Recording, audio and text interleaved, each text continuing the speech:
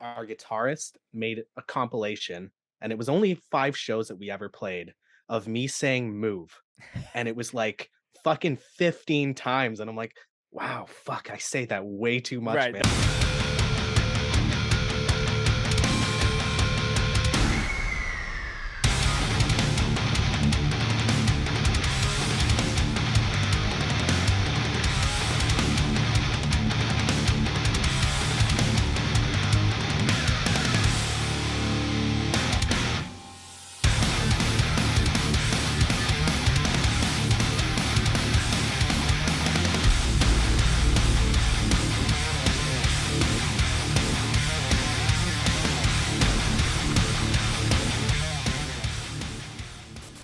What's up, everyone? Thank you for tuning in. This is another episode of the Scoped Exposure podcast.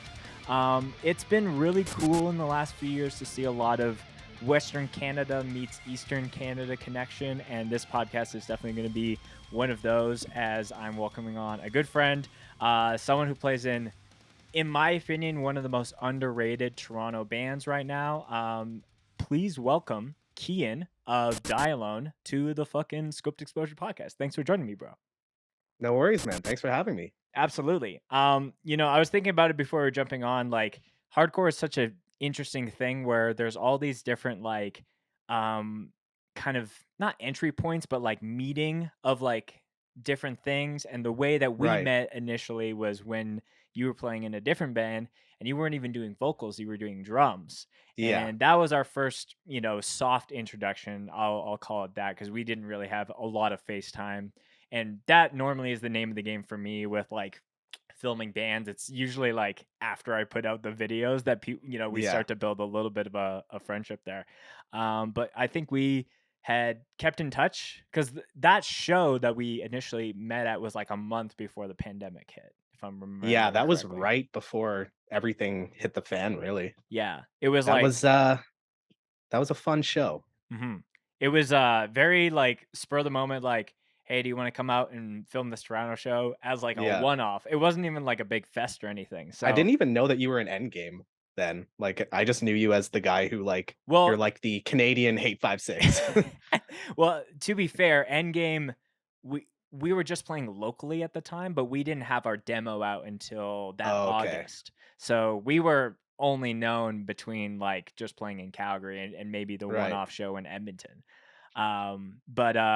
Yeah, it's wild because got flown out, pandemic hits, and then as a common theme that I've talked about on this podcast is the not the resetting of things, but other people to be able to start different side projects, which in turn had made uh main projects almost like the thing as shows have come back. So seeing Oh, definitely. you start Die Alone, I was like, oh man, this is really cool. And we'll get into some of the things as far as like how that transition even started.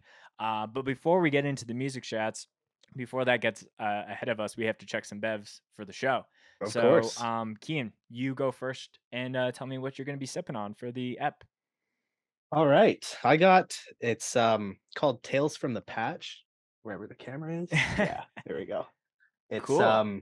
one of those, like, pumpkin fall beers. Um, I like them a lot, but I find that a lot of them can be super, like, overpowering with, like, fake pumpkin flavor, Mm. but this one is super, super nice. It's almost like if Guinness crossed a pumpkin spice latte. So, Oh, yeah, okay. I can yeah, back that. That sounds great. hell yeah. Yeah. And that's from like a local brewery, I'm guessing. Yeah, Big Rig Brewery. I Big Rig. don't think I've had one of their other beers. Okay. I think they do a lot of IPAs, and I'm not an IPA guy, so Mm. Are you like what's your go-to, like generally speaking, for beers? honestly, man, just like Blue or Bud, I'm super basic, Oh, okay. So like but like a I like a lot lager of, of like some kind. yeah, Yeah, yeah. I like a lot of English ales, though, Mm. like, Wells or Smithwick's or something like that, Got you. but those are Yeah. harder to find over here anyway. So this is a little bit of a outside of your normalcy. So you've brought a good A bev for little the bit. show. Yeah. Hell Of And course. by the way, where are you gonna for the video people, you're calling from a dope spot. Is there anything you want to plug as far as where you're coming from? I don't think so. Just wanna say shout out to Dave who hooked me up with the sick, studio spot. I'm in his office right now, so Yeah, he's a professional photographer and videographer, so he's got all his camera gear and shit, so I always appreciate, everyone's welcome to come on the podcast, obviously, but I respect it more when someone is like, I want to go above and beyond versus just like my iPhone on some yeah, books and my headphones. So, yeah, exactly. shout out to Dave for hooking Yeah. up with the dope setup. Also, the three records that are on the wall there: Bad Brain, Speed, and Higher Power. That Oh, I is didn't even notice, on the you other have side of you. speed now. Oh, yeah, I didn't even notice. Yeah. I knew he had bad brains, but I didn't know he got speed. That's sick. Yeah. Yeah, one of my favorite EPs of this year. Um, Oh, they're awesome. yes. So Bevs for me, for people that have been avidly tuning in on the podcast, probably know that I'm in a bit of a grapefruit phase right now. So I've been drinking a lot of these, which Oh, is the those are so AHA good. orange and grapefruit. But, and this is a little, I don't know if this is unconventional for Bev checks per se, but I've had I'm just drinking the rest of this orange juice just straight from the container because I've just needed Nothing wrong with that. nothing wrong with that. Sometimes it gets to the end and I'm like, I I'm not gonna pour a glass. I'm just gonna drink straight from it. So I'm double fisting as far as bevs are concerned. Cool, man. Um, but Kian, cheers to you, my friend. I'm cheersing Cheers, you with man. this fucking Tropicana jug. Thank Thanks for having me on, bro. Dude, it's I'm very, very excited. I'm a big fan of yours. So Likewise, bro. yeah, like I alluded a little bit in the intro there as far as how we met, but before we get into like the start of Die Alone and what's up with that project, Yeah. I always like to get a bit of context about any new guest that comes here on the show. So take Okay. me way back in time, like when you were first discovering punk, hardcore, skate music, breakdown music, guitar music, however you want to spin it, and what initially put you on the path. Okay. I always liked heavy music as a kid, right? Like my first CD was Limp Bizkit, Significant Other. Okay. Um, but then I started getting into like thrash and old school death metal. I think one of the big things that put me onto heavy music was I don't know if you remember Much Loud. Yes, I They remember used to Much play Loud. like Slayer, Sepultura, a shit ton of good bands, Hmm. and that's pretty much what put me onto, like, thrash and death metal and that sort of thing, Hmm. and I used to have, like, super long hair and, like, go to thrash shows and shit, but then I realized it was really fucking corny. Sure. Yeah, and I discovered hardcore just surfing YouTube. I was 15 at the time, and I discovered this band called Final Fight. They're from California. Okay. They're a smallish band. I think they were just local to California. They didn't do any major tours, but, I realized how fucking aggressive and, like, heavy that shit could be while not talking about, like, wizards and Dungeons& and Dragons and shit like that. And then pretty much at that point, it was just like a rabbit hole into, like, hardcore and shit. Because Mhm. prior to that, like, when I was into thrash, the only 2 hardcore bands that I knew and liked were Agnostic Front and Bad Brains.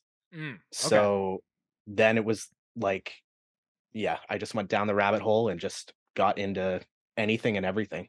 So, going back to the very first point that you brought up, like buy the first CD you buying being Limp Bizkit, like Yeah. was that just off of like the artwork was crazy, or was it like a relative or like a family, someone, or just someone at high school was like, you need to check this out? Like, what was like even going even more deeper into that like first initial purchase? Because when you're buying your It first CD, there needs to be a reason yeah. associated with it. Well, it was Break Stuff. Hmm. The music video, it was playing, like, everywhere. And, dude, I was 5 years old at the time. I'm like, "This is, like, the craziest fucking shit." Wow. And that same year, I got, Significant Other and an S Club 7 cassette tape. Yeah. So that was like my introduction into heavy music. Right. And then from that point, I just liked a lot of the new metal type of stuff like Slipknot and Korn and stuff like that. Mhm.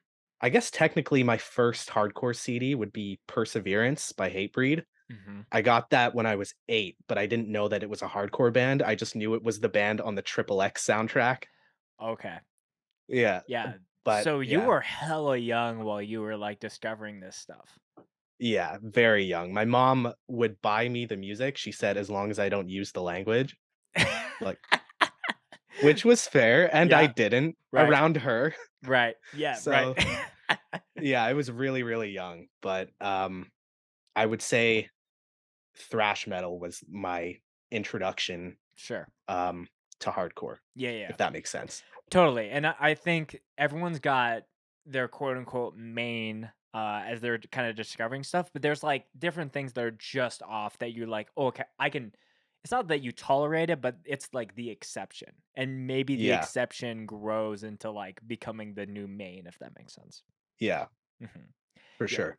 I think for me, like there was definitely like it's funny that you mentioned like your mom's like, yeah, it's fine if you don't use the language because like I've talked about it on the podcast before, but like I grew up in a Christian household, and a lot of the early introductions into heavy music was the Under Oaths, the Haste the Days, the As Yeah, I Lay Dyings. So I would have different things like Trapped Under Ice or um, like Verse or Thrice that were kind of like different pockets of yeah, actual hardcore, but like it over time was like, oh, I want to like who are these bands influenced by, and then it goes down the rabbit hole. yeah, Mhm. yeah, for sure. Yeah. So, you're discovering all this shit hella young, which is crazy to me that you're like 8 years old and you're like owning all these like new metal CDs. When is like, did you come from a musical household, or like, when did the idea of like playing in bands or even just playing music in general even come to be? Well, I always had, like I don't know, I never took lessons with drums or anything like that. I guess I just always had rhythm. Hmm. Like, my dad, he played guitar. My mom never played an instrument, but she definitely had a sense of rhythm as well. Sure. But, yeah, can't really think of anything that would yeah, I guess I just, uh yeah, I don't know what else to say. Right. I So just knew how to play drums. yeah. I can't explain it. What was your first like chance Hold to on one actually sec, man. play? Um, my headset just ran out, so I can't hear anything you're saying right now. Oh, okay. Yeah.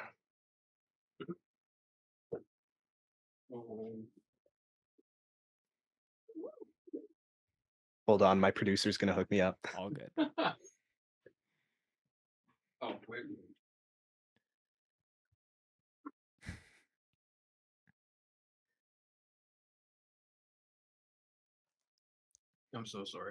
No, you're Yeah, all no worries.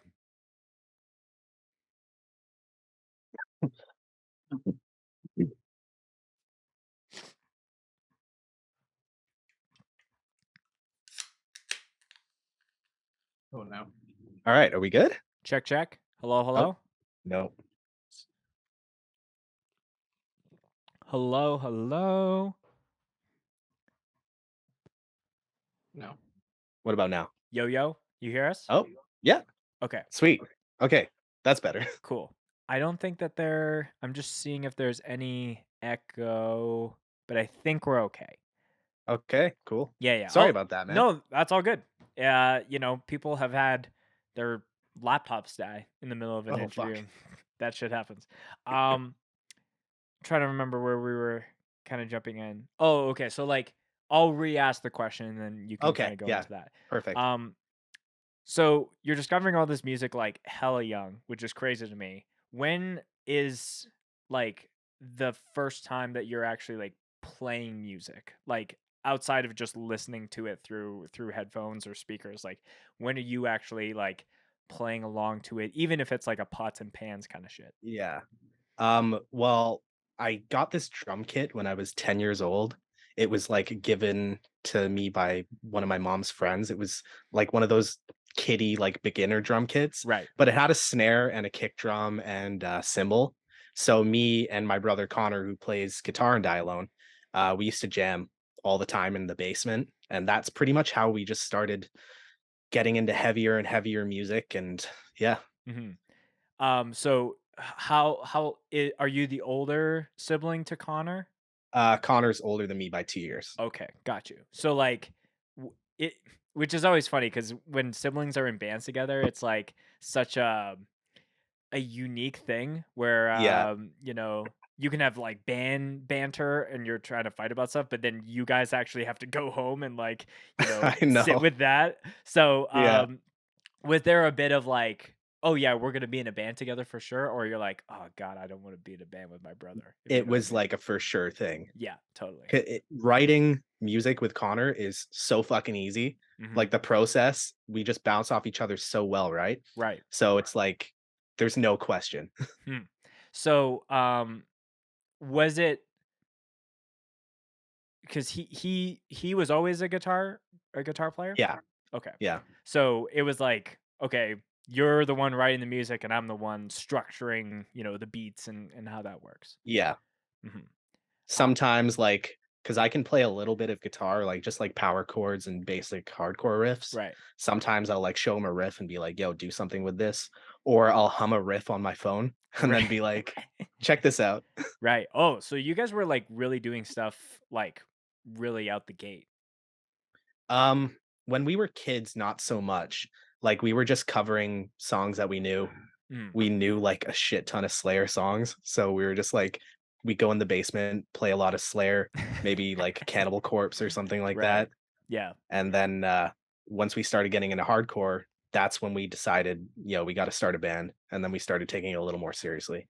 Right. Yeah. So you're people know you as the vocalist of Die Alone, but like, when we first met, I only knew you as a drummer.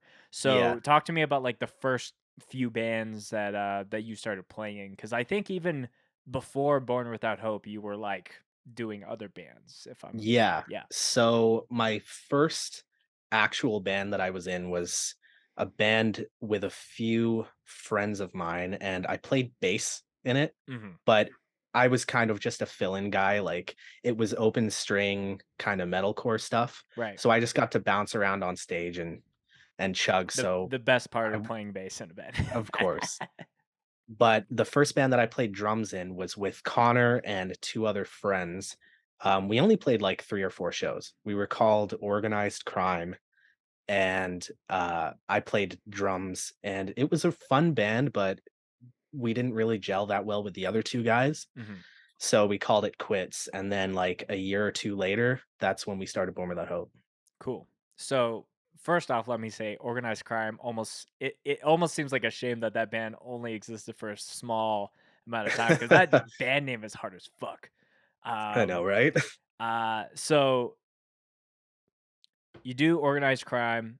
Born Without Hope starts. And we can either extend or fast forward through that.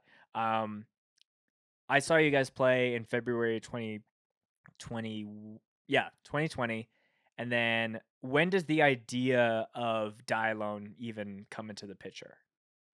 Uh, Die Alone actually started in, like, 2018, I think was our first jam session.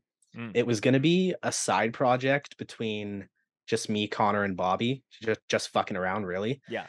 Um, I kind of was the one to start it. Like, I was the one who messaged Connor and Bobby and said, "Yo, we should jam." What does Because what Bobby I do in the band?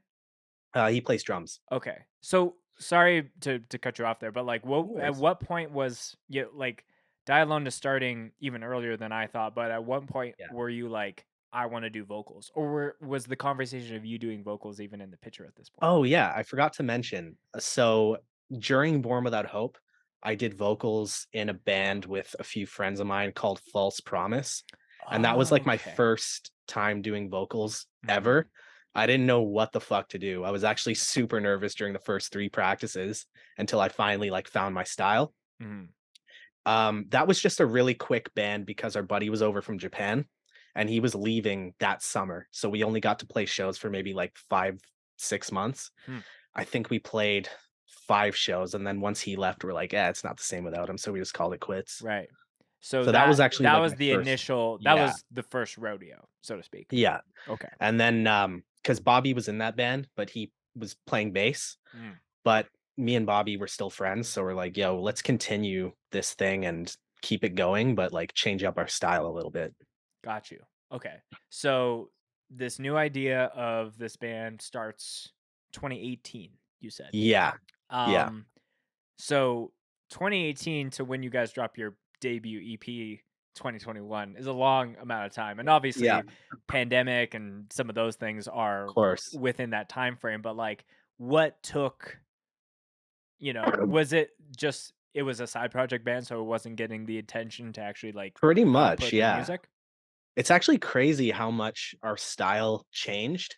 Because originally when I started Die Alone, I was thinking of like a mid 2000s moshcore band, Mm. and our first practice, we played our intro, and we actually were tuned down to B, and I have the recording on YouTube. Yeah. It was supposed to be like an almost like Black My Heart, Bury Your Dead type of thing, Mm. but then as we started writing more and more, we started writing groovier and like more 90s hip hoppy influenced shit, and Yeah. we're like, let's keep like this direction that we're going in. Mhm. Yeah. Yeah, because So that's definitely one of the distinct things about Dylone for me is that like your guys's like you guys are playing a very like timeless kind of style of hardcore. yeah, That like bouncy, like New York, 90s kind of groove-esque yeah, hardcore. Which I think a lot of bands right now, not even just in Canada, but like in general, aren't yeah, writing that kind of music these days. yeah. That's always been kind of our favorite flavor of hardcore, Mhm. especially Connor. Like he fucking loves all those bands. So that was pretty much it was just came naturally to us. Sure. Okay. So, you go through a couple genre iterations if you want, and then you find it. Um, Yeah. and then what was like the timeline of I guess like was the pandemic a little bit of a a barrier of like, oh, maybe we shouldn't drop like was the plan of dropping this EP like, oh, we want to make sure this is right Um to do that. Yeah, so basically we would just practice from about 2018 to 2020. We'd practice, and it wasn't like a steady thing. It was like, "Yo, you wanna jam again? It's been like 3 months." And then Sure. we'd be like, "Yeah, sure." Right. And then as we practiced more and more and kept writing more songs, we're like, "Yo, I think we got something good happening. Let's Mhm. keep it consistent." So 2019, like late 2019, we started practicing a little more steadily as a band, and 2020 is when we're at like the start of 2020, we're like, yo, we're gonna ramp this shit up. We're gonna actually form a band. And then the pandemic hit, and we're like, oh, fuck.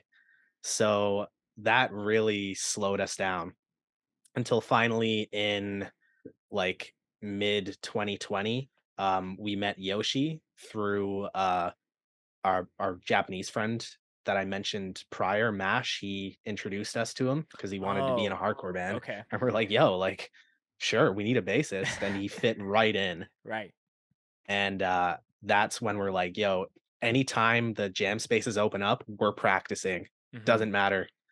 And then finally, late 2020 is when we started recording because Yeah. we actually wanted to get that EP out like at the start of 2020, but shit happened, obviously. So Yeah, and, like, you for all the American listeners, like, shit in Canada was almost like, double of whatever, like, was happening here, like, yeah, we didn't have shows for almost double the amount of time, double the amount of time is maybe exaggerating a little bit, but it was like it felt like especially in Toronto, you guys, like it was, like, shutdown after shutdown after oh shutdown. yeah, it was crazy, man. But yeah, like I think Endgame was almost in a similar thing where we were just ready to record at the start of the year. Yeah. The thing happens and then we're like we're all like vibe checking each other to be like, can we be in a basement with one another and do like, Yeah, so uncertain times. So yeah, um but, that being said, I think there's so many great bands that exist today because of people being pushed creatively. yeah, Almost like agreed. just like being individual of like, okay, well, I got some fucking equipment. I'm gonna write a demo for like 5 new bands, and Yeah. then one of them is like popping right now. So Straight up, man.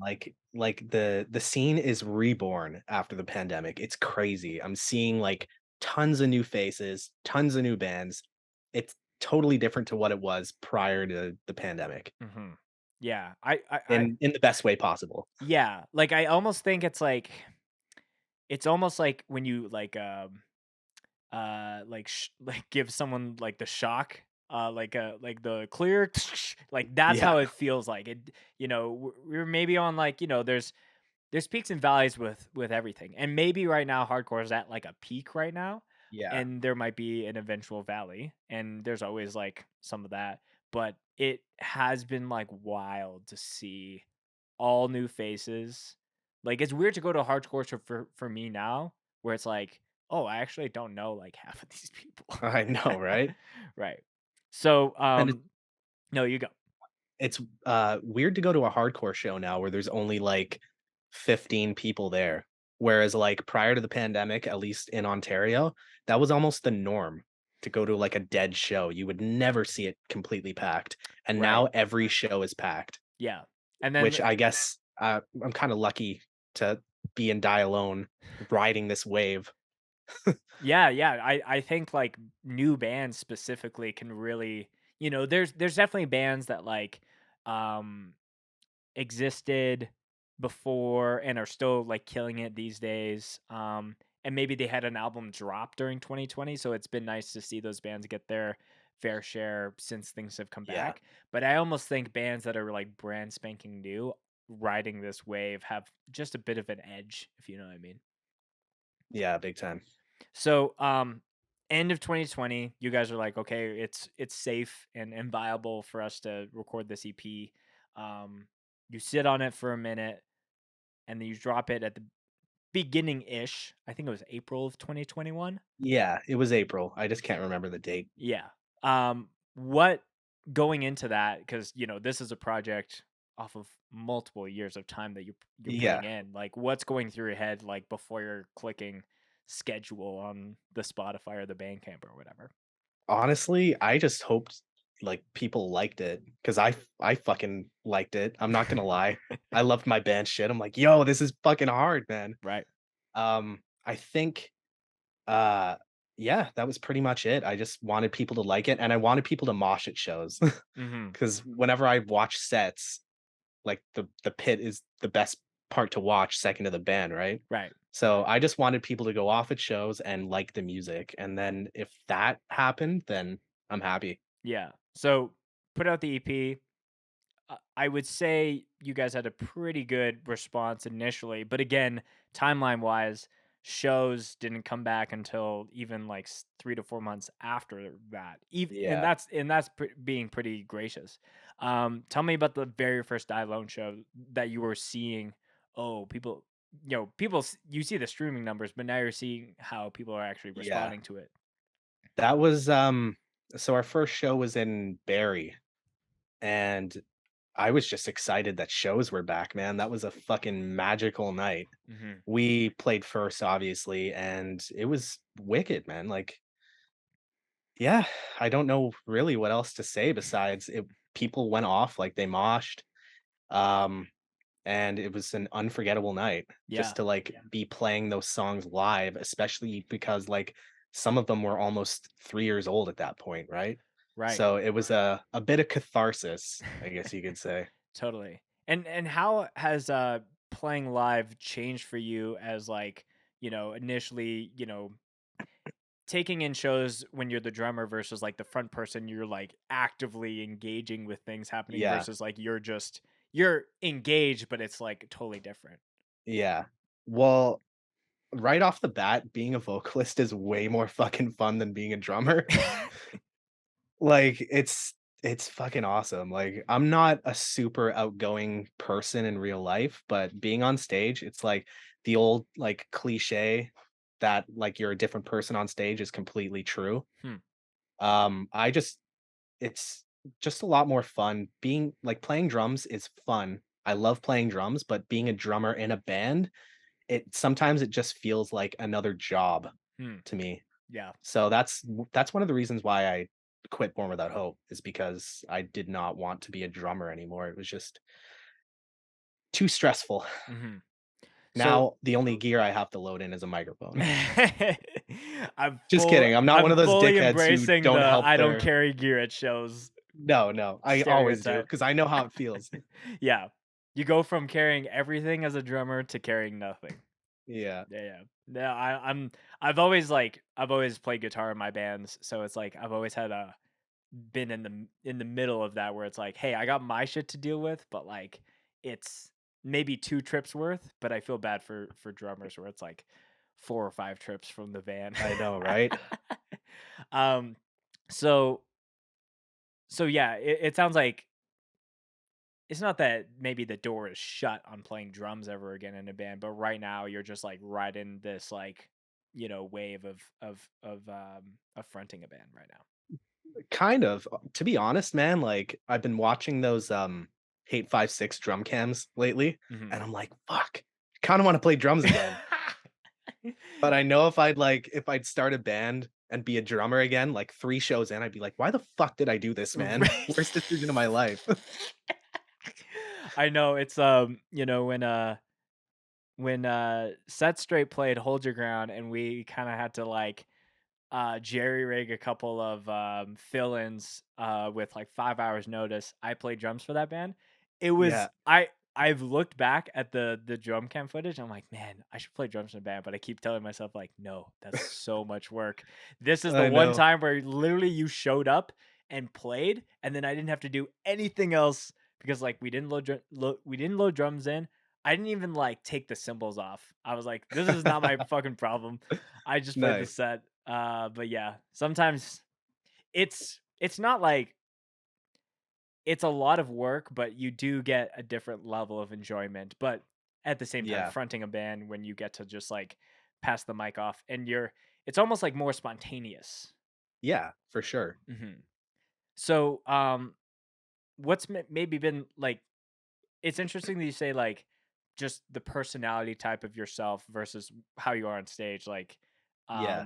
that's been a common thing with some people that have come on the podcast. Other vocalists like Brian of Not Loose comes to mind. Also Joseph of Tsunami. When before we like we're just friends now, me and Joseph. But like when I first had him on the podcast, I'm like, this is one of the most like quietest dudes who's just like chilling and hanging out. Yeah. But now that we're friends, like we could shoot the shit any day of the week. But like, Yeah. is that something that felt daunting initially when starting this project of like, oh, am I gonna have like a weird moment of not knowing what to say in between songs? Kind of, but I would say for the most part, it comes naturally. Hmm. I guess because at hardcore shows, I'm in my element, whereas, like, it's weird because any other public speaking terrifies me, but for some reason at a hardcore show, it's like, "Yo, I got this, what the fuck?" Right. So it's almost like by playing in all these bands over the years, that is just you're just in your it's like your natural habitat. You're just a Of different course. animal. It has not made me a more social person at all. But it's almost like just a skill that you can turn on given the right conditions. Yeah, of course. Gotcha. Um, yeah. Has that been like something that's been weird for people like talking to you after shows of like, oh, like I don't it's not that I don't want to talk to you, but I'm just like not Yeah. this is not my thing. No, because normally, like, after a show or, like, during a show or whatever, I'm so, like, hyped just to be there, like, even if I'm not playing the show, Right. and they're all friends, right? So it's just like it's almost like just going to your friend's house and being like, "Hey, what's up?" And Right. yeah. Meanwhile, like, being in, like for example, like, I'm in school in a classroom full of people I don't know, I'm, like, the quietest person in the room. Hmm. So it's weird how works differently depending on the situation. Yeah. Um, when I was prepping for this, I think you had a post where you're like, my mosh calls are never not going to be corny or cheesy. And I think Yeah. we just did a podcast just a little bit earlier with why am I blanking on the dude's name? I I don't know what's happening. My brain's farting. My brain is farting. I'm looking at my podcast calendar. Oh, Dave. Dave from Weapon X.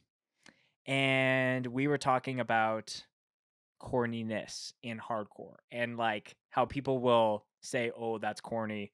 But I think we were talking about like people that jump to like shooting people down that way is almost like they at some point in their upbringing maybe got told that wasn't cool or they got like suppressed as far as like expressing themselves. So Yeah. like when you were like framing out how you would carry yourself as a vocalist or, looking at people that inspire you vocally, not only how to do vocals, but how to be a front person, like how did like the execution of that once you guys actually started playing shows come to be? Um, well, first, I always thought of hardcore as like it's like a caricature of heavy music. Like everything's so excessive, right? Mhm. Like excessive breakdowns, melodic hardcore has like excessive like heartfeltness to it. Sure. So a little bit of excessiveness isn't bad for a band, which is Mhm. why I kind of wanted to go slightly just hit the ceiling of corniness slightly, like not go beyond that, if Right. that makes sense. Like I want people to be like, is he joking? I'm not too sure, sort of. Mhm. But yeah. No, yeah, I don't really know how to describe it, but I wanna be slightly corny, but not too corny where it's like you're in face wreck or something like that. I've I to be fair, I think there are bands that are self-aware enough that they go over the line, and it's Yeah, like once you go over that line, you can't go back. And I feel like if yeah, you just own it, that you are that crazy of a band, yeah, either like how you do your branding or how you do yourselves live. Yeah, like there are certain bands that I guess grow to some of those exceptions, and Face Rick is definitely one of those. yeah. But I do think that there are, I don't know, there's certain things that have just been said enough times where it's like these are just classic things that you would say Of as a front course. person. Um, Like, I've even read online people being like, "You don't need to do a mosh call, just let the music do the talking." It's like, "No, man, mosh calls are fucking fun." oh, dude, like I, it's funny because before Endgame put out our demo, I remember um, we played a show and then the band after us, and I know this because it's like we film stuff for Scoped all the time, so it's like I have reference points, and sometimes people will say things at the show and then I'm like you don't really catch it until afterwards. So it's almost like I'm just reviewing, what happened. But this band after us, who I think the singer at the time, who doesn't come to shows anymore, so I'm okay to talk some shit on him. I'm not going to call him out by name, but he said something like, "Yo, we're this band. Don't worry, we don't have any mosh calls." And it was because I was just going over the top. And I've definitely like not dialed it back, but I've like Yeah, I think with anything in life, you try something enough times until you actually master it. And I wouldn't say I'm a yeah, master of mosh calls per se, but I feel like I pick my battles better than maybe when yeah, this band first started. But that kind of put in like a weird taste in my mouth where it's like, so, you like there are bands that don't say anything, but there are bands that like when they say something, there's something within the minds of those people that are like, "Oh, I'm actually gonna do that," because they're in the yeah, moment, right? of course. You got to direct people. Yeah, like, people, at least in the local scene here, know our stuff now, so I probably wouldn't have to do mosh calls, but I just do them anyway because 'cause they're fun.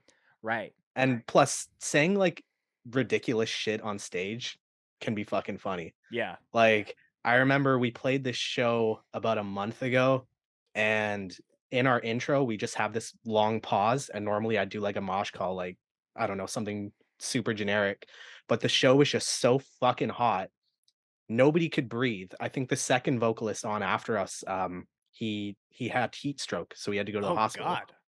So, during that big, long pause, all I said was, "It's hot," and people fucking moshed anyway, and I was like, "Fuck yeah." It's hot. Yeah. Yeah, I know. So, that was um, I was like that was the moment where I'm like, "Yo, I can get away with saying dumb shit." Yeah. So, the mosh calls are probably gonna get dumber from here on out. Just a warning. I don't know, dude. I think it's like it's funny too when people are able to like have their surroundings influence the mosh calls, if you know what I mean. Yeah. Like they're like shouting out bands or like saying something off of what's happening.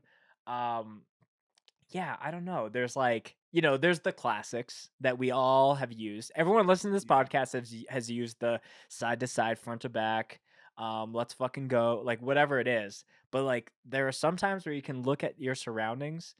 I think I've said this on the podcast before, but you know the band Stepping Stone from Regina. Yeah. There was one time that they were playing the Calgary Fest that the day before in Winnipeg, Nathan, the guitarist of that band, was throwing a baseball around and unfortunately got a baseball to the mouth where he Oh, no. lost these two bottom teeth. Or, yeah, I Oh, think it's the fuck. bottom. So, having a bit of a dental crisis at the time. Yeah. And Luke, the next day or 2 days after in Calgary, they're playing their set and it's like, some chug part and he like no hesitation, like points at Nathan. I want everyone to look like fucking Nathan, and Nathan just shows his teeth, and it, like just people just fucking like swinging like their lives depended on it. So That's fucking to me, it's amazing. it's always funny to be able to like, and that's a huge pleasure of mine. Like filming shows is like the context of all those things is always just Yeah. hilarious. That's fucking great. Um, what's the one that you think that is your go-to per se for mosh calls? Oh, man. I remember when I was in False Promise, our guitarist made a compilation, and it was only 5 shows that we ever played of me saying "move," and it was, like, fucking 15 times, and I'm like, "Wow, fuck, I say that way too much, Right, man, I gotta that's stop." my crutch word. Yeah, like, it's even in our fucking intro, Right, so, clearly I haven't changed. right. But move is a great one. It's just 1 word, man, that's It's one word. That's all all you you need need. to know. The fact that Stick to Your Guns can put it on a hoodie, Yeah, is true. enough. So anyways, we've gotten a little bit of a goof and gaff of mosh calls. So Dial Alone starts playing shows, things are going well. It's you know towards the end of 2022, Yeah. and I haven't seen a new Dial Alone, and I fucking, I'm simping for you a little bit here, but like I fucking love your band and the EP. I remember when we did the Scopies, which is our like yearly, top hardcore award show Yeah. shit. And I knew it wasn't going to win, but I selfishly wanted to put your EP on there just because I truly believe it was like one of the Thanks, man. best releases, especially in Canada. So, what is on the horizon for Dialone when it comes to new music? Well, we wanted to get an EP out, like, almost the beginning of the year, but what kept happening is we kept getting show offers, and we're like, "Yeah, let's play a show. Let's play a show." Mhm. So what happened was every practice that we'd have wasn't dedicated to writing, it was dedicated to going through our set. Right. So we're playing one more show next week, and then that's it. We're finally, like, buckling down. It's like, the Seinfeld episode where George and Jerry are writing a script and, like, they keep putting shit off. Right. That's like us with the EP. Mhm. Um, so yeah, we had our first writing practice in a long time, a couple of weeks ago, and like it went super well. We wrote like a song and a half, and we Cool. have like one more song to write, and then the EP is ready to be recorded. That's very cool. Yeah, it's So always funny hopefully we'll because start. like, if you look at an entire calendar year and, 52 weeks, and Yeah, some bands don't even practice once a week because, sometimes people have other projects or shit going on. But even if you're practicing once a week, that's only 52 times.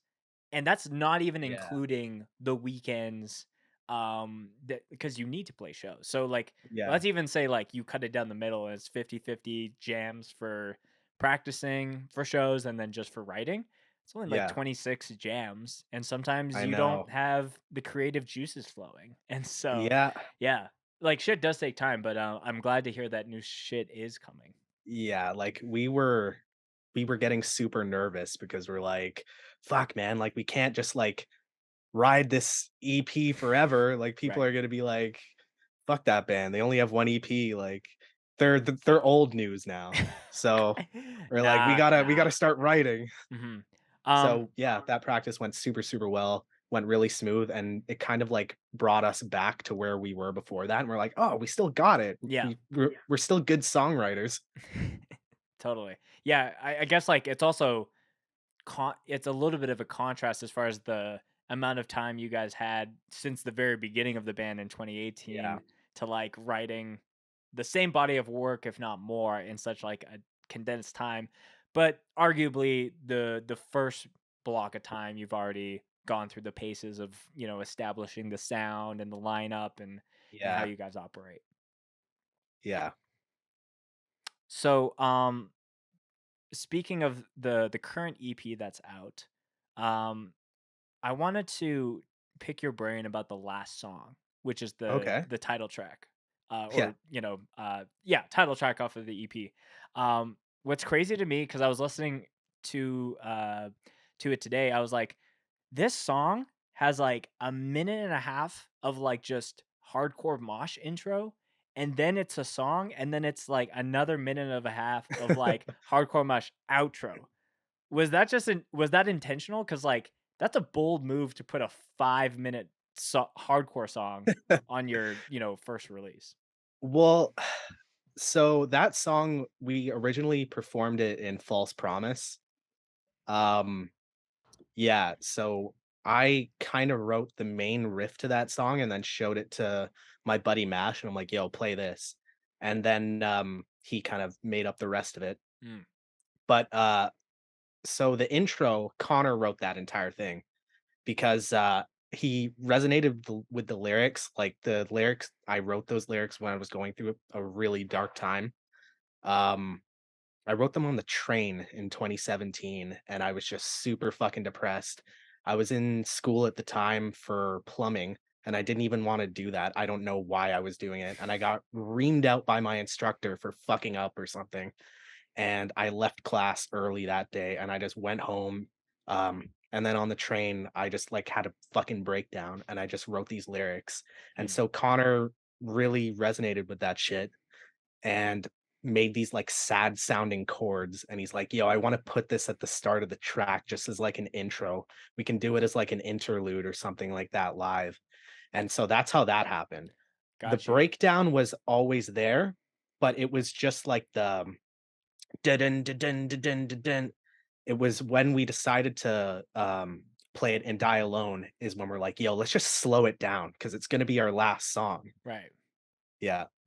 Yeah, it's all the tracks are great, but it's like that one specifically was like I kept going to repeat it. And like Yeah. again, I have an ever diminishing hardcore attention span as far as like Yeah. only liking songs that are like a minute and a half to 2 minutes, if you Yeah. know what I mean. So like something for 5 minutes to actually like, capture my attention, I was like, okay, there's Yeah. something here. And so it sounds like there was a Thanks, man. lot of, reasons, whether it was musically and lyrically, that like really went into that song. Honestly, man, like I'm glad you asked about that because that's probably my favorite song that we've ever written as a band. Hmm. Um, but we just don't really play it anymore just because it doesn't really fit our sound. It's a Yeah. little more, yeah, it doesn't sound quite like the rest of the EP. Yeah. Yeah, and sometimes as a band, like, you have to like, test the waters and see where that goes. And I don't think there's Yeah, anything bad with like, oh, your EP doesn't have that cohesive, whatever. Like if yeah, you have, like Endgame has one song off of our split that's definitely the more like melodic. I look at it as like kind of a nod to like Terror, Stick to Your Guns, kind of the yeah. melodic side of like that style of hardcore. I hate playing it live just because like Really? there's so much build up to the very last breakdown, but it's like I don't know. I'm like if no one's moshing, like the vibe is off for me. Yeah. So Man, that's why I was fucking stoked when Neverending Game played Going Through Some Things at Hold Your Ground. yes, yes. That's, like, probably my favorite song by them, maybe Hmm. 2nd favorite, So when they started playing it, because I know they don't really play it live, I was like, "Yo, I'm fucking moshing." I was the only one moshing and singing along, man. I was like, "What the fuck is this?" Yeah, I think, yeah, I'm definitely, this is a bit of a teaser to upcoming scope stuff, but I'm definitely going to be having Will from Never Ending Game on the podcast. Oh, dope. We're scheduling it a little bit later in the year because there's some releases that he wants to tie it to. So with that being said, that's definitely a talking point because it's like the fact that they played it is crazy. Yeah. And I think it's such a unique song to them where it's like it still fits within their style, Yeah. but it's again, it's like, testing out some things, Yeah. going through some things. So let's, test out some things. Yeah, of course. Right. So, I guess bringing that to Die Alone, is there certain things on the new songs that you guys are wanting to try out, or is it like we just want to stick to like the banger only kind of So strategy? for this EP, we're leaning into the play the role sound, like the groovy type shit. Right. And for the past like year, me and Connor have been listening to a lot of funk metal, like Okay. Living Color, and especially a band called 24/7 Spies. We really, really fuck with. Okay. They're like funk metal with like hardcore influence. I think they like just played a show last year with like a bunch of hardcore bands in New York or something like that. So 24/7 Spies. yeah, spelled SPYZ. Hold on. I got to boot up my Spotify to remember that shit. 24/7 SPYZ? Z. Yeah. Okay, there's some fucking this band's hat game is strong. They're fucking Okay. sick, man. Okay, I'm going to listen to that as soon as we're Yeah. done. So on the Got it going EP, on. we're gonna Sorry, I'm have an looking at in their crazy band names now or their song names, but yeah, I'm back to you. so on the EP, we're gonna have an interlude called DA Spies. And it's just gonna Ooh. be like a 1 minute kind of like our take on funk metal, Hmm. just fucking around. Right. Connor made like this sick funk metal riff, and Bobby put some drums to it, and we're like, "That's an interlude on the EP Yeah, for sure." that's very So, cool. yeah, so that's pretty much what we're doing. We're doing that and like a like same old groovy play the role kinda sound. Mhm. We have some really fucking heavy shit coming up. I'm Yeah. gonna brag a little bit. It sounds fucking awesome. Connor is a riff master, and he doesn't give himself enough credit. But wait, Connor is oh, sorry, Connor's your brother. I'm thinking of Bobby, Yeah, who's your drummer. Bobby's the drummer, yeah, Connor is a riff master. I will agree with you on that. for sure. So at this point, as far as the time of recording this, Die Alone has mainly stuck within Ontario as a whole. Yeah. What is your guys' plans for A, coming to Western Canada? So that's the selfish ask. And then B, beyond from there. So I got a message from a buddy of mine from Buffalo about a month or 2 ago, and he's like, "Yo, when do you guys wanna come down?" And we're like, "Probably after we release the EP." And then we gotta get our visa shit too, like, Yeah. to be honest, I don't even know how that works, so we gotta look into that and probably pay a shit ton of money. As for Western Canada, man, literally, like, anytime. As long as I'm not in school, like, if I'm on break or whatever, I'm fucking down Dude. because you guys have a crazy scene there Well, and a fuck ton of good bands. I thank you for saying that. That's very nice of you. But I just anytime I think of you guys, I'm like, you guys would just do so well out here because there's definitely like there's definitely a lot as far as like Alberta to BC. There's definitely a lot of like metallic and like metalcore influence when it comes to Yeah, bands. But like anytime, like the fact that Prowl, I think, is one of the most loved bands from out here, but they're totally different genre wise. I think yeah, is a big tell as far as like when something that is not the norm comes through, and especially when it's coming from the yeah. other side of the country. I think you guys would do really well here, and I would really selfishly like to be playing one of those shows That'd with be you. great, man. Yeah, I feel like Western Canada has a very, like, cohesive scene, whereas Ontario, our sound's kind of all over the map. yeah, which isn't a bad thing, It's but, also like like your scene has so many different sub scenes within that. yeah, of Yeah. course. Like, not gonna lie, I would like to hear more metallic hardcore coming from Ontario. Hmm. Like, I feel like we either have super, like, chuggy metalcore with, like, panic chords type of stuff, or we just have, like, straightforward hardcore. Hmm. But, like, to get that, like, metallic kind of thrashy sound that you guys have going on over there would be fucking sick. Yeah. Yeah, I think there was a thread on the Winnipeg hardcore Facebook group back when that was thriving or thriving, I don't know if it's the right word. It was active. Facebook groups for hardcore scenes now aren't even really a thing. But No. at the time, this is before I moved to Calgary, so it was like well over 5 years ago.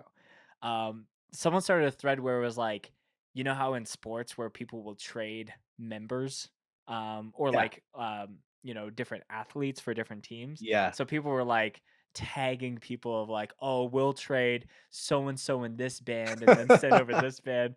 And then we would have like a better drummer scenario or something. So Oh, fuck. there's always that came to mind where it was like, oh, you know, we could probably trade like a couple metallic bands to Ontario and then have you guys send over some more moshy bands, and then the scales might be a little bit more balanced. The Canadian hardcore draft. It was literally like, yeah, the Western Canada hardcore draft or something.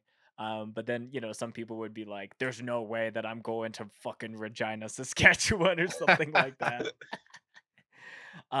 So a little bit of a topic change.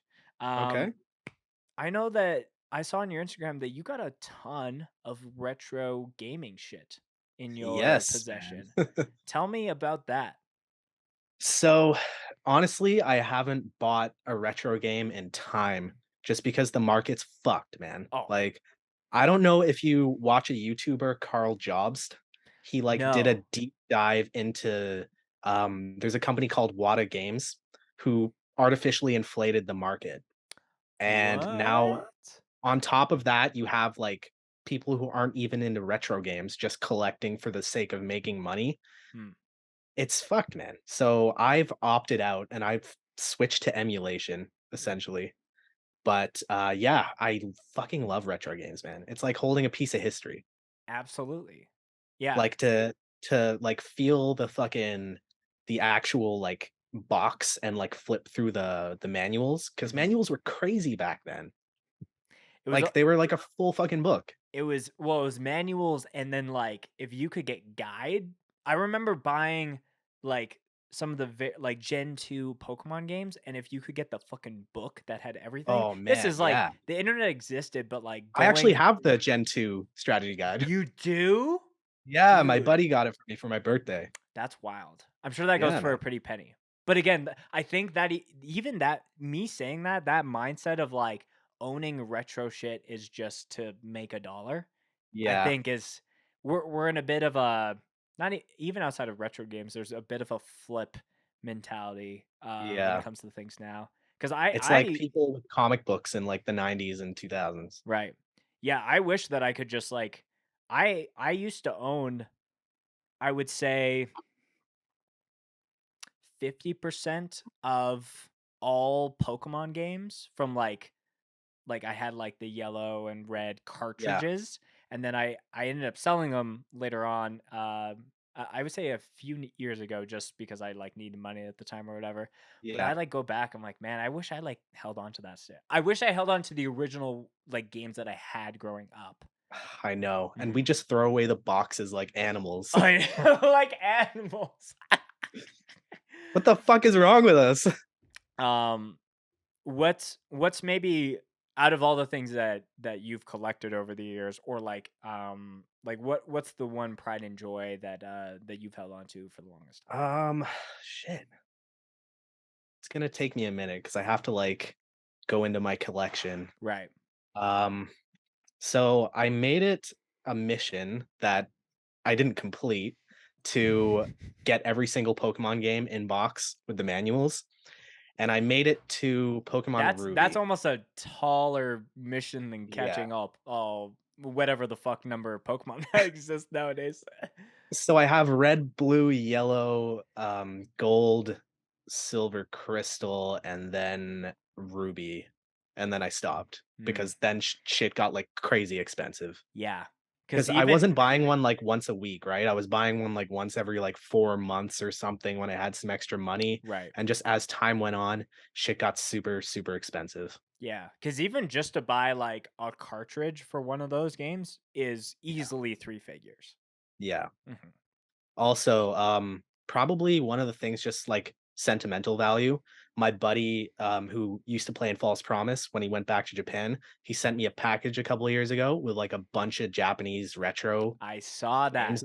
I saw that. Yeah. Mhm. So, just, like, having some shit from my buddy in Japan is pretty fucking cool. Yeah. Plus, like, everything is pristine over there, all the retro games, like, they're all in pristine Because they condition. have respect for them. Yeah, like, dude, the Pokemon Stadium that I have still has the plastic on, like, the adapter to plug into the controller and shit like that. So, Can I share a grievance with you? yeah, I am so mad at Nintendo as a whole for, like, severely lacking when it comes to Pokemon battle animations, because I grew up on Pokemon Stadium, and I'm like, there's fucking, like, flip I moves know, and, like, right? different things for, like, like, whether it's a status condition, whatever. The fact that, like, they didn't take that and, like, put that into games that are on, like, the Switch nowadays is, like, so fucking does not make sense to me. Yeah, Like, I go back and I watch just the like, top Pokemon Stadium animations or, like, different things, and now it's yeah, like, just and that's it. I'm like, I know. oh, I agree, man. I and it goes completely agree. sorry, it goes both ways of, like, the mon that's attacking versus the, like, Pokemon will, like, full on fall and then they, like, roll over and, like, Yeah. like, so much effort, and now it's like, let's just churn out these games that we know are gonna print money, if you know what I mean. I get there's, like, fucking 1,000 Pokemon or whatever, however many there is now, but, like, But they're come not on, but man. they're not putting 1,000 Pokemon in one game. It's like, "Oh, here are our True. picks from every single Yeah, generation." that is true. I haven't played a fucking Pokemon game since Omega Ruby. I remember I stood outside in the cold, in line for that game. I Mhm. had it on pre-order. I played it for, like, an hour, and then I'm like, "Yeah, okay, I'm done. I'm done with Pokemon now, I think." Well, it's funny because my last the initial like, I did what was my spree? It was, like, I had yellow, so yellow's, like, pretty much it's red and blue combined with air quotes Yeah, because it's a bit of a different story. yeah, I had yellow, I had crystal, and then I had emerald. No, no, no, I had ruby, and then I kind of like just took a break from Gen 5 to 4 to 5, and then when 6 was the one where it's like all like the 3D, and I was like, okay, yeah, I gotta get back into this. And then I played Omega, I played Sun, I got it for the Switch, and I've been like, I'm excited for Violet and is it Violet and Scarlet is like the new games that are I coming think out? so, yeah. I'm excited about that, because it's a little bit more like if I'm gonna play a whole like Pokemon thing, like I want it to be a little bit more on like open Yeah, world versus like the top down. But that being said, the emulator way of doing things when it comes to playing those older games is way more the move. yeah, agreed. Um, there's actually this game called Poke MMO. I don't know if you've heard of it. It's No, literally what's that? Pokemon, but like an MMORPG. So what you do, you install this client, and then you put some ROMs in the game folder or whatever, Hmm. and then you're literally playing Pokemon with a bunch of people. It's crazy. Whoa, this looks Yeah. crazy. And you would think that it's There's like gonna get 40 shut people down in any this day now, gym. but it's gonna be it's been running for like 10 years or so. It's never gonna get shut down. Really? Dude, that's crazy. And they're I played it for like an hour. I just don't really have time for fucking any other MMO except dude, World of yeah, I Warcraft. do not have time, but like playing video games for me nowadays is like I make time for it versus like, oh, I Yeah. have a spare hour. I'm like, oh, this new Halo game dropped. I have to I play it. know. Or this I new can't Pokemon play game is for coming out. just an hour, man. I have to, like, Dude, set aside at least 3. or a weekend. Yeah. um, dude, I am definitely gonna check out that Poke MMO. Like when you were switching to the whole ROM side of things, when you are playing games, like was there a bit of Yeah. like of a, oh, is this am I compromising to do so? Because I Yeah. felt the same way where it's like, no, it's got to be the fucking cartridge that I Yeah. gotta, Oh, big and then time. put it in, if you know what I mean. Yeah, dude, like, for me, um, it's kinda the same situation as renting a movie at a video store versus having a Netflix library of everything. Hmm. It's the paralysis of choice. So I find that going through, like, my list of fucking ROMs on RetroArch or whatever, Yeah. I play a game for like 10 minutes and then I'm like, all right, I'm done. On to the Hmm. next one. All right, I'm done. On to the Right. next one. Meanwhile, when I have the actual physical cartridge, I like to make a point to like beat my games. So I'll beat the actual game and then move on to the next one. Hmm. So it's yeah, it's a blessing and a curse to have all these forms of entertainment at your fingertips. Right. Yeah, I definitely think for me it was like not as much of like a, oh, is this, should I, not like should I be doing this, cuz like at the end of the day, Pokemon is something that I think Pokemon is an entity and a brand that I know will live forever. Like I don't think there's anything that would like kill that in time. Yeah, I Um don't think so either. but at the same time, me downloading a ROM is not taking out of the pockets No, of fucking Game Freak or Nintendo. So I not don't at feel all, bad man. about that. Yeah.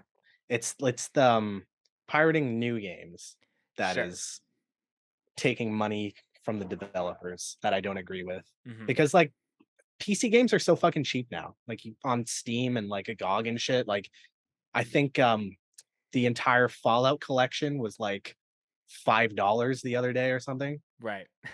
Sorry, is there a lot of noise coming from my end? Nope. Oh, okay, sweet.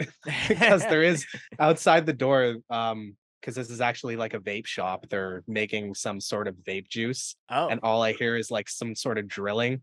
So I I don't know much about making vape juice, but drilling is not an action that I comes to have mind no for that. idea. It just sounds like drilling, man. Here's your new vape juice. It's watermelon flavored. Um, dude, that's so funny. What is the one quote unquote most underrated vintage related game, either game or game series that you think people should check out? Um, so everybody fucking loves Skyrim, but like Elder Scrolls 1 Arena is super fucking underrated, and it's janky as shit, which, fair, people are gonna criticize it for that, Hmm. but I love that game, man, like, the music is great, the dungeons are awesome. There's things in the game that are really a product of their time, but I feel like when everybody talks about Elder Scrolls, it's always Skyrim and never like, "Oh, yeah, what about Arena or Daggerfall or something like that?" It's Hmm. always Skyrim or sometimes Oblivion, but Oblivion's fucking awesome too. Right. I could go on about Elder Scrolls, man. That's my favorite game series of all time. I feel like that was just outside of, like, I had so many friends who were obsessed with it, and because that was available cross platform, I Skyrim? think. Yeah. Am I? It's on everything, man, and it's been Yeah. released like a million times. Yeah. And I think it might have just been like a weird thing where it was just like I just wasn't exposed to it. But like it clearly runs itself and like people Yeah. fucking love it. It's essentially an engine now, like, there's so many mods for it and, like, different gameplay bullshit, like new storylines or whatever. Right.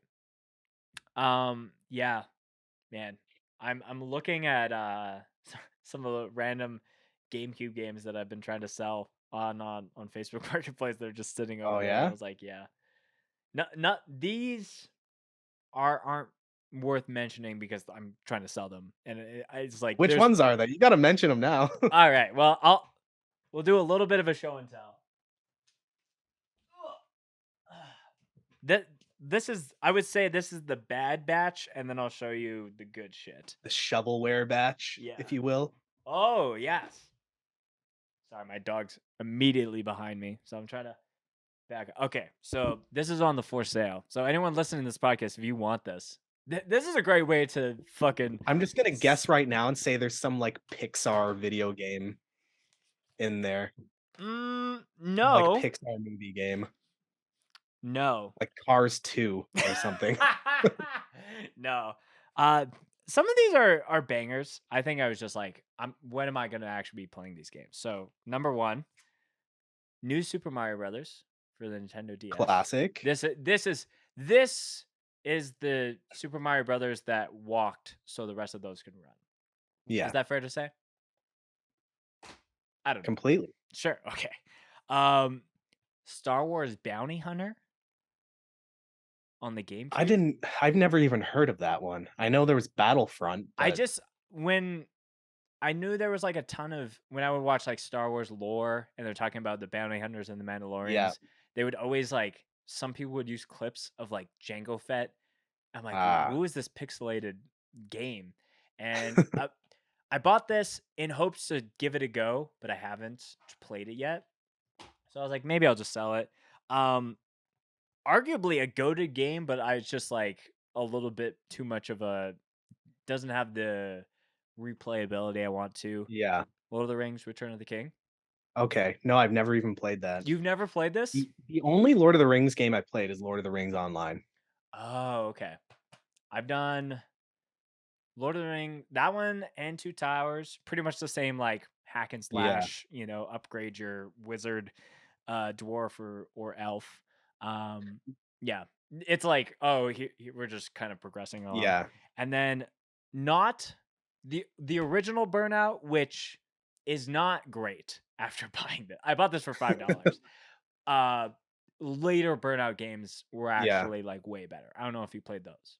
No, never played one. I'm not a fan of racing games besides, I'm like, not obviously either, Mario Kart. but the whole idea with the later editions of this game is like you're in a race, but you're Yeah. encouraged to like get people to crash.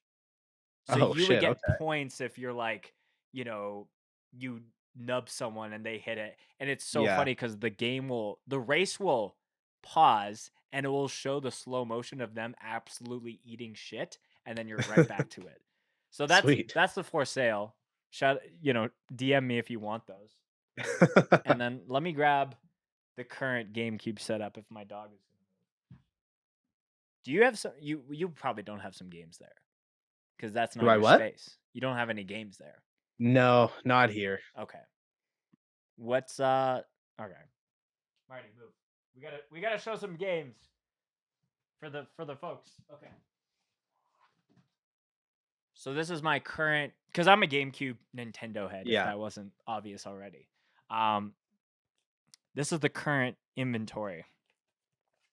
Tony Hawk's American Wasteland. Very nice. I'm more of an underground guy myself. You, s- you Underground 1. There's a lot of people that say Underground 1 is the best story, and I respectively think this is a better story. Okay. Just putting it out there. Fair, It's a fair. hot take, but I haven't I played recently, Underground in a bit. I replayed Underground, like, a year ago, and I forgot how fucking corny it is. It's I remember when I played it as a kid, I'm like, "This is so cool, man. I can't wait to grow up and be, like, as cool as these skaters." They don't have fingers, their hands are like this. Also, it's pretty crazy how I think it was Underground 1 or 2, maybe it's American Wasteland, how 25 to Life was in the soundtrack.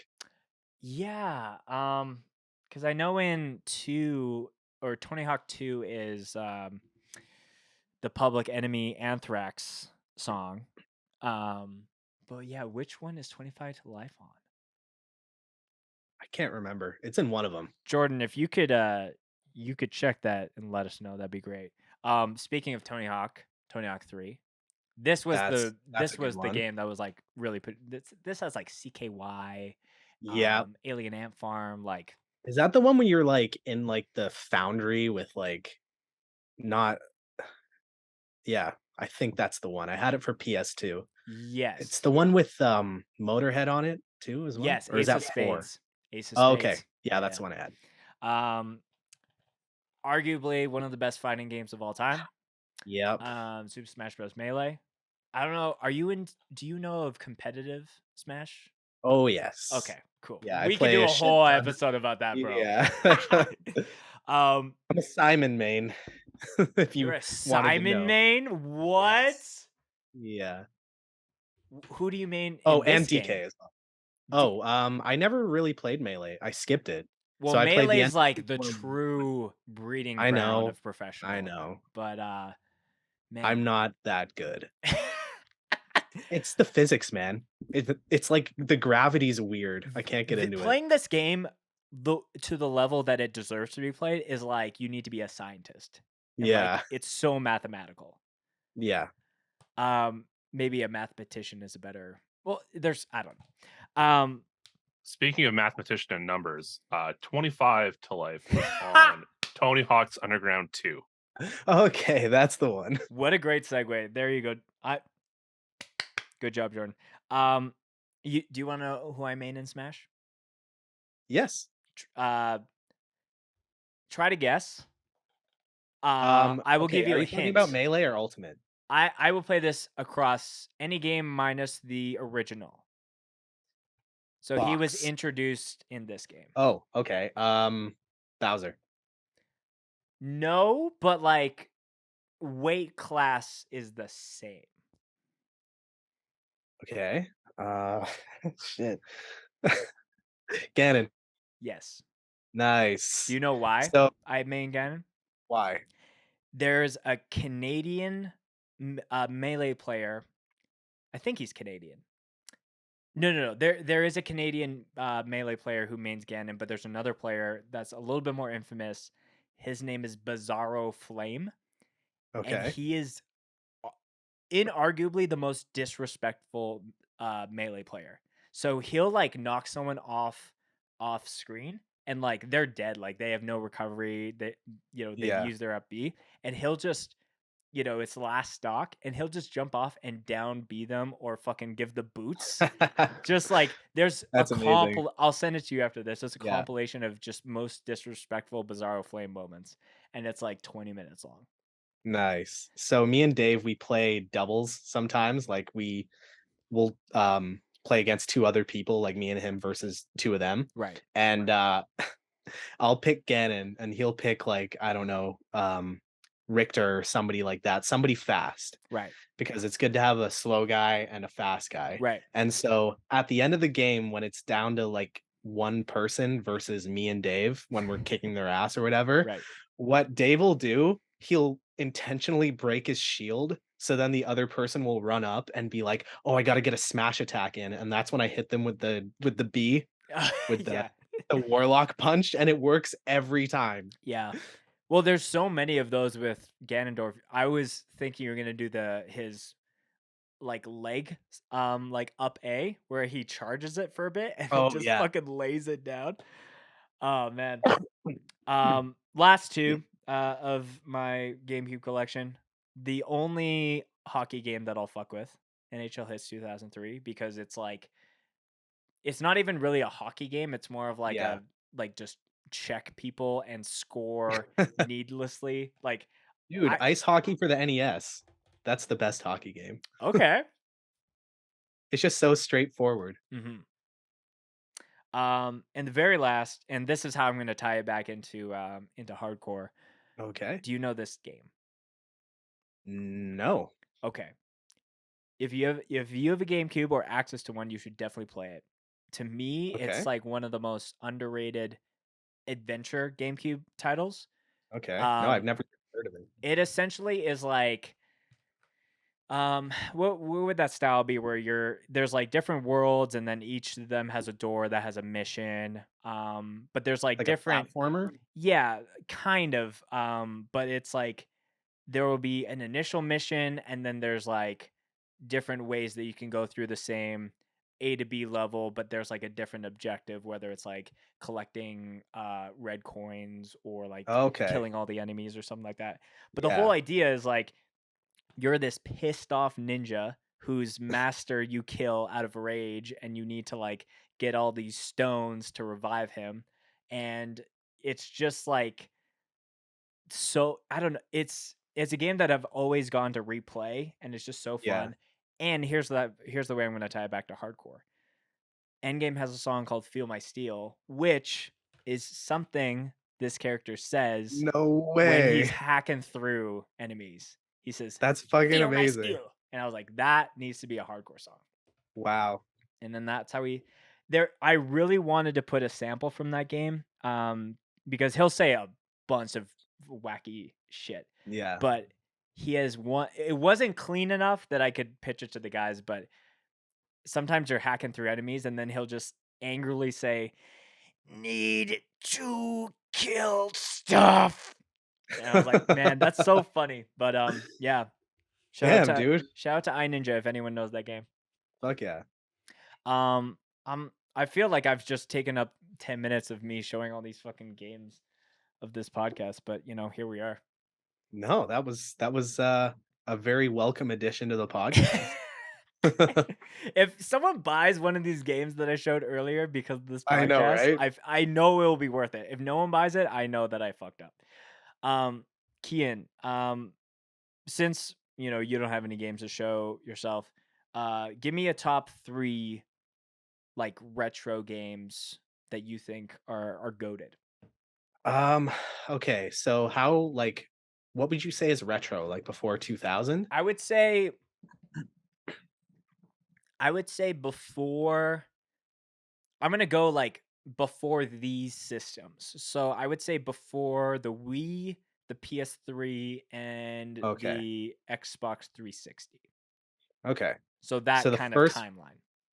first one that comes to mind is Castlevania Symphony of the Night Okay. because it's fucking October and I play it every October. Right. Um Second one is the original Super Mario Bros. Because it's Mm, a classic and because I'm not gonna say I can speed run it, but I can beat it pretty fast. Like I'm not like an under 5 minutes guy, but like give me like 8 to 9 minutes, I could probably beat it and sure. lose maybe like a life or two. Hmm. The third one, so I was just about to say Super Mario World, but I don't want to choose another Mario game. Hmm. So let me think. Actually, you know what? Fuck it. I'm gonna choose another Mario game, but I'm gonna say Mario Paint. That Ooh, game is wicked, man. interesting. That's a Yeah, good choice. yeah. I grew up playing that game, right? So I have my old cartridge somewhere, and it's probably still got all the dumb shit that me and Connor used to like make on it. Right. So yeah, just for nostalgia sake, that definitely makes the list. I can't remember where I heard it, but someone on a podcast or an interview said Super Mario is one of the best games ever because it's the most easiest to play, but the most impossible to master. For sure. And that has like Completely. stayed with me because it's like Yeah. literally you could hand that to like a 5-year-old Yeah. and they would be able to figure out, oh, I have to jump over these enemies. I have to like go down this pipe. Like I just need to Yeah. go this way. But like there are people that dedicate their lives to like I speed know, it's running and crazy. doing all that. So yeah. Oh, honorable mention, Ninja Gaiden for the NES. Ooh, Fucking great game. glad you brought that up. Dude, I'm gonna go home after this and be like, "Oh, I should have said this. I I should have know. said I that." know. Everyone listening at this point in the episode, please drop your favorite retro games before in that timeline. Don't say fucking Modern Warfare 2 or some bullshit like that. Although very great game, but again, outside of the timeline that we're talking about. Um, man, Jordan, do you have any retro games you want to shout out? You've already been involved in this podcast by coughing and oh no, that was the last one. That was last episode. Don't call Yeah. me out like that. You said Pokemon Stadium, right? We talked Earlier. about it. I would. I'm gonna think say it's Pokemon Coliseum. Ooh. Strong choice. Wait, did you say wrong choice? I said strong Oh, choice. strong choice. Okay. I was like, oh, we're gonna get into it now. But Stadium is better. That's fair. I never played Stadium. You've never played Stadium? No. Man. Kids Club, man. Kids Club. Also, I will say Pokemon Stadium's like story mode or like where you're going to beat the Elite Four is actually hard. Yeah. I actually don't know if I've actually beaten that game because Well, that's what it's people were it's saying. unrelenting. That's what people were saying when it gets released on Switch. Hmm. They're saying like, how am I supposed to beat it with rentals? It's near impossible. Yeah, I think I watched a live stream of a guy trying to beat that, but like because you can do the random selection on Yeah, that game. So he would like randomly select his team every single time. And as soon as he would get like Metapod or like someone where it's like, oh no, this is yeah. not the run. Um, but yeah, man. Okay, Can I so tell you a super quick fun fact? please. You were saying earlier about the Smash player, and you're like, was Bizarro Bizarro Flame? Flame, Yeah. and you're confusing him from being from Canada. Mhm. He is from La Canada, Flintridge, California, What? Huh. but Canada is spelt with the little squiggly line over the N because it's Okay, Spanish. I didn't know that, but Spencer's life is a lie now. there's definitely a Canadian. Okay, okay. Now now we're correcting some records. Okay. Um Smash Melee Ganondorf means. Ganon Ganondorf mains. Okay. Thank God there's a Reddit thread for this because we might be here all day. I'm just kidding. Kian's like, when's this podcast over? uh oh man, I'm gonna get lost here. For those that know, there is a Canadian Ganondorf player, and there's Bizarro Flame, who is from some California town called Canada, I guess. Um, okay, Raycalm is a Ganondorf main and is known as the best Ganondorf player in Canada for both Brawl and Smash 4. yeah, maybe that's him. I don't know. That's the best you get. That's the best you're getting. Okay, so Kian, we've talked about video games, we've talked about hardcore. We're ending towards the end of the podcast. You know, stuff on the horizon for Die Alone, which is very, very sick. Um, as you know, every podcast here ends with a favorite Mosh related story. So that's anything Okay. that is first your head. That could be wholesome, gruesome, something that you did, something that happened to you, something that happened at a show you were attending or playing. Whatever's first to your head is how we start to Okay. wrap up the show. Um, so I'll tell you something that happened to me. Okay. So in 2013, I went to see the band Tyrant. You know that band from Detroit? Like they're Tyrant. ex Tyrant X, Oh, super no, fucking I don't straight think edge. so. So I went to see them, and I that was like one of the first shows that I went to since I moved to the GTA, Hmm. and it was fucking crazy. And I just remember I didn't keep my head on a swivel because I was so new to hardcore shows. I'd only been to like a small handful prior to that, and I got punched so fucking hard by some like dude 3 times my size. I think I was like 18 at the time. Um, and I just remember falling down and like I was just like stunned.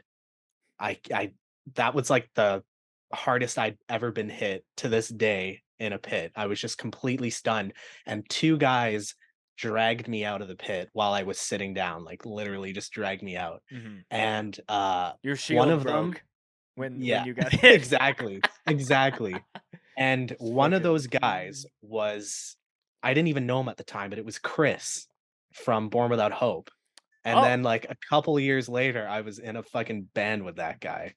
So that's pretty crazy. wow. He was in another band at the time that I really liked, and I just remember, like, him and some other dude dragging me out and being like, "How many fingers am I holding up?" I'm like, yeah. So that was the craziest fucking pit story that happened to me, but then there was another time I'll tell too. Yeah. There was another time that, I was overbearing with all these fucking video games things. So if yeah, anything, no you're owed problem. 2 mosh stories. So, I remember this was at, like, a local show, I think it was at Duffy's in Toronto. Hmm. Um somebody like spilled a beer or something like that. So one dude got a mop from the back and was moshing with this mop, like Was swinging it that at around the while show that I was at? No, this was like in 2014 or something like that. Oh, 20 because I do remember some mop mosh action Yeah. at that February 2020 show, but And one of the guys in the bands was like, "Yo, shout out to Mop Mosh." Fucking awesome, man. that's the mosh call that we all need. Yeah. Man, that's so funny. Well, Kian, this has again been a great chat. The simp.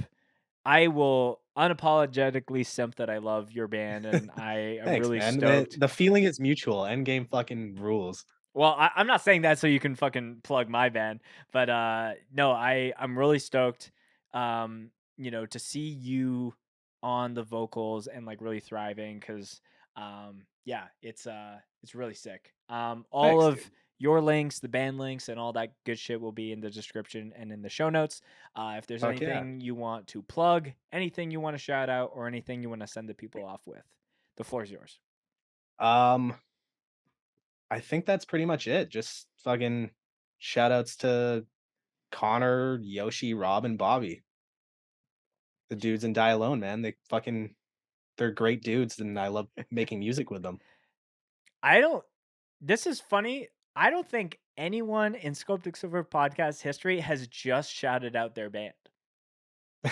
Well, I Like, had to, not their man. band, I'm but the not shouting out members my of their band. band. Yeah. I think that's wholesome as fuck.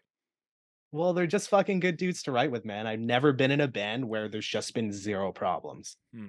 Like, everything seems to go smoothly for this band, so I'm Yeah. super happy to be in it and really fucking lucky. Honestly, that is the recipe for a band to really take off. Outside of like writing dope music, but like if things are good within your collection of people and Yeah. it's Oh, easy to write music and it's easy to play shows and do band stuff, yo, like I guess I should, shout out some Ontario bands. So, nah, just shout shout outs out your to band. I'm just kidding. yeah, yeah. Um, right off the bat, Temper Tantrum, Reality Denied, Mile End, Gavel, fucking there's a million great bands coming out of Ontario right now, and there's like a million more that are jamming Mhm. at this point. So the scene is great. It's better than ever, and I'm really, really excited to what the future holds. Oh, shout outs to Russ too, obviously. Course. Yeah. No, I think that's a very nice way to end this episode. I'm really excited about, you know, like I said at the top of the episode, there's a lot more, to go to Hold Your Ground Fest and have so many bands, like whether they're from Ontario or else, like be shouting Western Canada, like that to me is like super encouraging to see the shift in like more bands from the east coming to the west and vice versa. Yeah. We're definitely gonna talk more about how we can get Dialone to hit Calgary Hell ASAP. yeah, dude. Dude, thank you again for coming on the pod. Thanks a lot, man. This has been great.